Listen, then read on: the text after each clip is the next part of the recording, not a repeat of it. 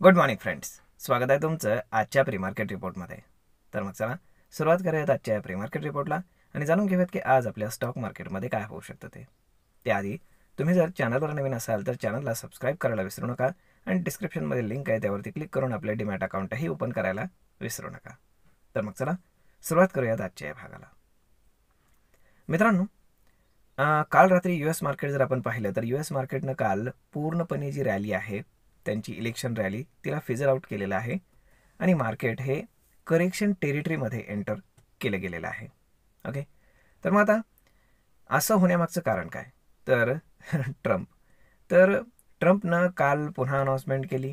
त्यांचं चालूच असतं रोज काही ना काही, परंतु त्याच्यामध्ये एक गंमत आहे. काल काय झालं की कॅनडा जे आहे तर ते जे पॉवर एक्सपोर्ट करतं US ला तर त्याच्यावर त्यांनी 25% टॅरिफ इम्पोज केला. म्हणजेच काय US मध्ये पॉवर जी आहे ती महाग होईल. ओके, इन्फ्लेशन वाढेल. आता त्यानंतर जे ट्रम्प आहेत त्यांनी काय अनाऊन्स केलं, ॲल्युमिनियम आणि स्टील जे काही इम्पोर्ट होतं तर त्याच्यावरती आम्ही अजून 25% टॅक्स इन्क्रीज करतो, म्हणजे टोटल 50% टॅरिफ आम्ही इन्क्रीज करतो.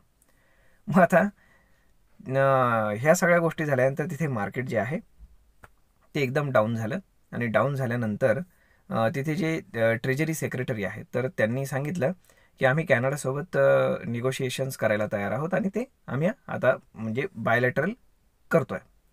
म्हणजेच काय की जे कुठले डिसिजन्स घेतले जात आहेत तर त्याच्यामध्ये काहीतरी डिझास्टरस, काहीतरी मोठं बिग बँग हे ट्रम्पकडनं सांगितलं जातं आणि त्याच्यावरती जर समजा ती जर रिॲक्शन समजा अंगलट आली तर मग त्यांचे हाताखालचे जे लोक आहेत, जे मंत्री वगैरे आहेत, तर ते मग त्याच्यामध्ये काहीतरी गुड न्यूज देऊन ती गोष्ट सेटल आउट करण्याचा प्रयत्न करत आहेत. परंतु आता याच्या मागचं बेसिकली रिझन काय आहे, त्यांचं लोकल तिथे राजकारण काय आहे ते एवढं आपल्याला काही माहीत नाही आहे. ओके, कारण आपण काय अमेरिकन नागरिक नाही, त्यामुळे आपल्याला माहीत नाही तिथे आतमध्ये नक्की भानगड काय आहे. परंतु बाहेरनं जे दिसतंय तर ते चित्र असं आहे. त्यामुळे जे ट्रेजरी सेक्रेटरी आहेत तर त्यांनी जे काही स्टेटमेंट केले त्यामुळे आता US जे फ्युचर्स आहेत तर ते थोडेसे ग्रीनमध्ये ट्रेड करतात, परंतु मार्केट तिथे चांगल्यापैकी डाऊन झालेलं आहे. ऑलमोस्ट टॉपपासनं मोर दॅन 10% तिथे मार्केट आता डाऊन आहे. आता महत्त्वाची गोष्ट म्हणजे जे काही एशियन मार्केट्स आहेत तर ते सुद्धा आता या गोष्टी यूज टू व्हायला लागलेल्या आहेत. म्हणजेच काय की पहिल्यांदा सुरुवातीला जेव्हा ट्रम्प असे अनाउन्समेंट करायचे तर US मार्केट फार भर खाली व्हायचं, तर त्याला एशियन मार्केट्स आणि युरोपियन मार्केट्स आणि इंडियन मार्केट्स एकदम व्हायलंटली रिॲक्ट करायचे. परंतु आता तसं होताना दिसत नाही. आता ते मार्केटसुद्धा या गोष्टीसाठी यूज टू झालेत की रोज किती गॅप अप गॅप डाऊन करणार. त्यामुळे या गोष्टी आधी विचार करून मगच त्याच्यावरती रिॲक्शन देऊयात. तर सेम तसं आहे, आजसुद्धा गिफ्ट निफ्टी इंडिकेट करते आहे की मार्केट एक 30-40 पॉईंट फक्त गॅप डाऊन ओपन होईल, ज्याला आपण ऑलमोस्ट फ्लॅट म्हणू शकतो. आणि तेही US मार्केट एवढं चांगल्यापैकी डाऊन झालेलं असतानाही. आता जे एशियन मार्केट्स आहेत ते ऑलमोस्ट मिक्स आहेत, काही ग्रीनमध्ये काही रेडमध्ये. त्यामुळे जास्त काही फार काळजी करण्यासारखं आज नाही आहे. परंतु काल इंडसइंड बँकनं मात्र फार मोठा झटका इन्व्हेस्टर्सना दिलेला आहे.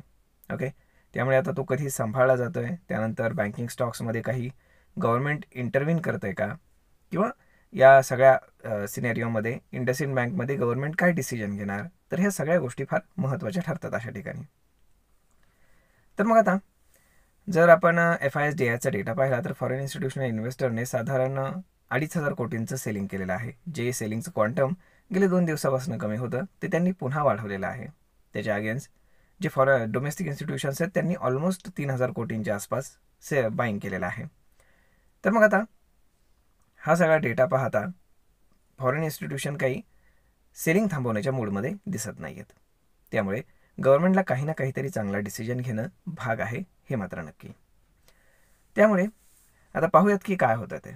परंतु जर पाहिलं तर मार्केट कन्सॉलिडेट करेल हीच फार मोठी शक्यता आहे. आणि जर एखादा ट्रिगर पॉईंट चांगला सापडला तर मग मात्र मार्केट जे आहे ते वरच्या बाजूला पुन्हा ट्रॅव्हल करायला सुरुवात करेल. म्हणजेच काय की तुम्ही ॲटलिस्ट जी काही 2-3 दिवसाच्या ग्रीन कॅन्डल्स बनवल्या होत्या त्याचे 50% रिट्रेसमेंट न करता हळूहळू एक पोल अँड फ्लॅग जो काही पॅटर्न आहे तो बनताना दिसतोय. त्यानंतर जर त्याचा ब्रेकआउट आला तर मग आपल्याला एक चांगली रॅली पुन्हा पाहायला मिळेल की जी ॲटलिस्ट 23,000 क्रॉस करून 23,200 ते 23,300 पर्यंत जाऊ शकते. पाहूयात. होप सो सगळं काही व्यवस्थित व्हावं. आज स्पेसिफिक असं स्टॉक स्पेसिफिक फार काही नाही आहे, नॉर्मल आहे सगळं. आय होप तुम्हाला हा व्हिडिओ ही माहिती नक्कीच ट्रेड आणि इन्व्हेस्टमेंट करण्यासाठी उपयोगी पडत असेल. जर हा व्हिडिओ तुम्हाला आवडला असेल तर आपल्या जवळच्या मित्रमंडळींसोबत देखील हा व्हिडिओ तुम्ही शेअर करायला विसरू नका. धन्यवाद.